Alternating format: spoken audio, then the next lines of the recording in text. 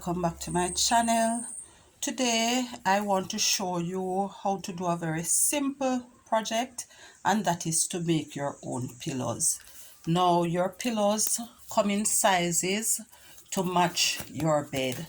So for example, if you have a double-sized bed which measures about 53 inches across, then you would divide that in half, and that would give you the length of one of your pillows, and that would be times 20. So here I have cut two pieces for regular double-sized pillows, and they are measuring 20 across by 26.5 down.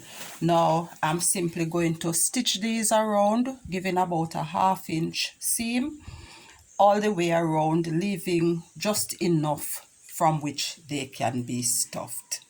And I'll just show you that when I'm done. So I'm going to stitch them, stuff them, and when I'm done I'll just show you the pillows. A very simple, easy to do project.